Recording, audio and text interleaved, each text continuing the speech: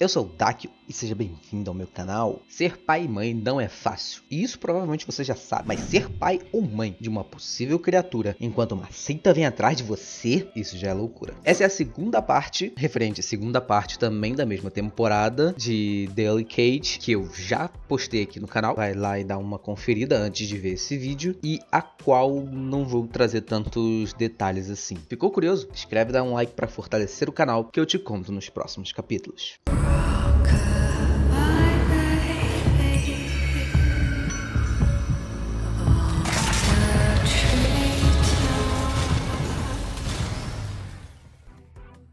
Esse ano, o tema principal era gestão, maternidade e paternidade. Vemos aqui como os roteiristas tentaram tirar o máximo leite de pedra.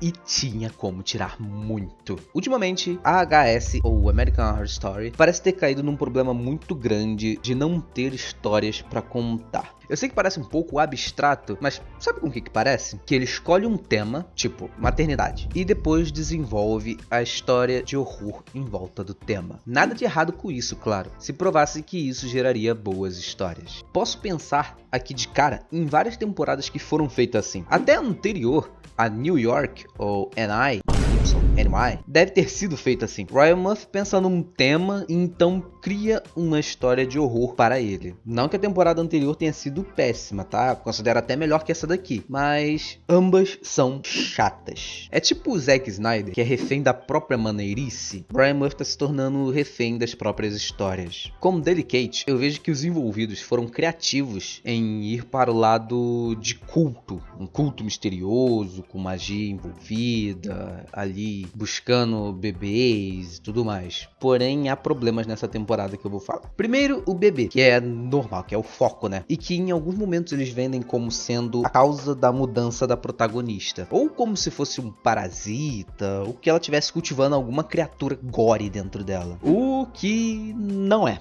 O bebê é normal, é saudável, um bebê comum. Mas que muitas vezes é ensaiado como alguma coisa. Como que vai ser alguma outra coisa. Tem ali, né, ela descamando de pele, parecendo que é uma cobra, que o bebê vai ter isso, ou então aranhas. Mas a ver com aranhas e cobras não tem nada nessa temporada, é só para efeito estético. E aqui algumas pessoas vão argumentar que isso é ilusão, isso foi criado pelo culto, para que ela vendesse, né, o bebê, a alma do bebê.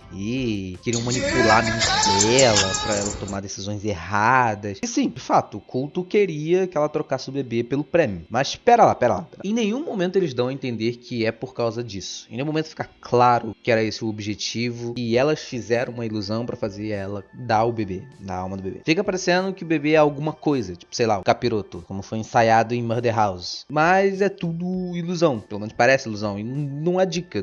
As coisas acontecem porque acontecem e não é explicado. E eu sei que eu falei sobre o gênero do horror deixar algumas coisas em aberto, sobre muitas coisas não precisarem ser explicadas, que isso gera mais medo, que você fica com medo do desconhecido e tudo mais. Mas você tem que ter pelo menos alguma coisa ali. Parece que as coisas estão lá porque sim, não porque foi pensado. Eles podem, por exemplo, simplesmente chegar na próxima temporada e dizer que na verdade as visões eram reais sim, que o bebê era o Kapirovski, que aquilo tudo aconteceu, porque eles não disseram que sim nem que não nessa temporada. Fica aberto pra retcons. Não fica um negócio fluido, não fica um negócio que você fala, faz sentido.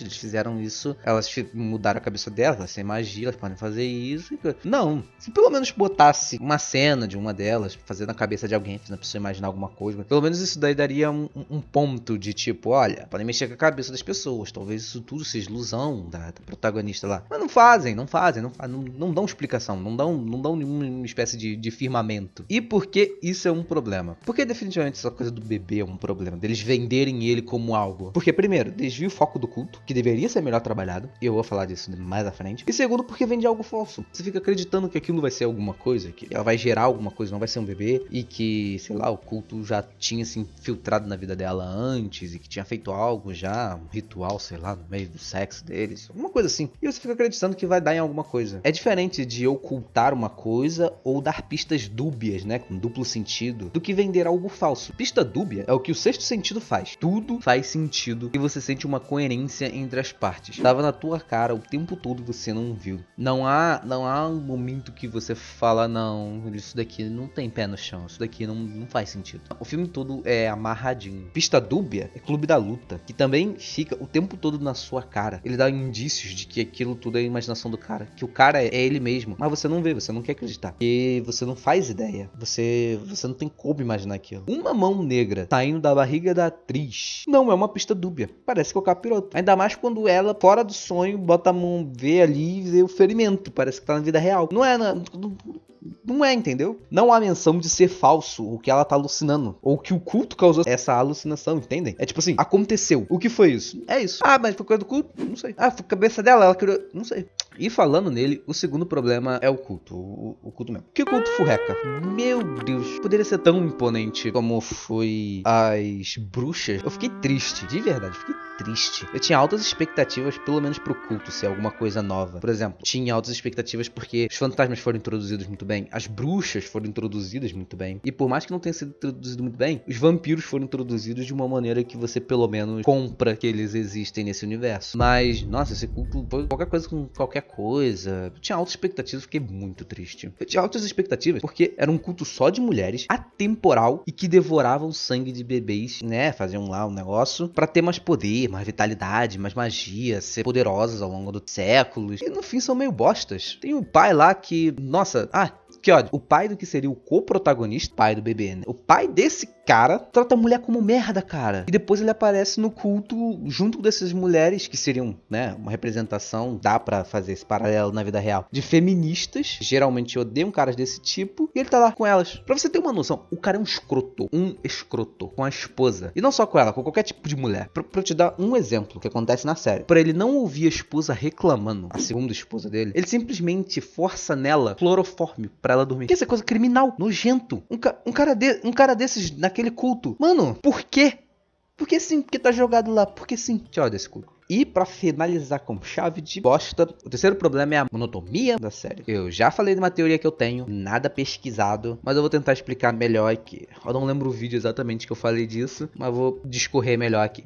Basicamente eu posso resumir em: se tudo for épico, nada é épico. Se tudo for baixo, nada é épico, porque tudo é baixo. Mas a onda torna as coisas épicas. Tá, é algo meio abstrato. O que eu quero dizer com isso? É preciso momentos de calmaria e momentos de construção para que o épico seja de fato épico. É um problema que Kimetsu tá passando agora, né? Porque ele tá numa fase de ser a curva baixa da onda, pra dar aquela calma, dar um momento de construção, pro que vir ser épico. Algo não é épico porque a cena é grandiosa, ou porque foi investido muito dinheiro, ou porque o ator arrebentou em atuação. É épico pelo significado que tem na trama, por toda a jornada e seu significado. E eu tô falando épico aqui, mas você pode interpretar como clímax. Não precisa ser, meu Deus, Vingadores, Thanos, mas é o clímax da coisa, o clímax do filme, da série. E vejo isso até em música, tá? Já percebeu que o clímax é, na maioria das músicas, o refrão? E a parte baixa seria a letra, né? Que vai construindo. Algumas não é nem o refrão, mas a terceira parte da música, que vai numa crescente,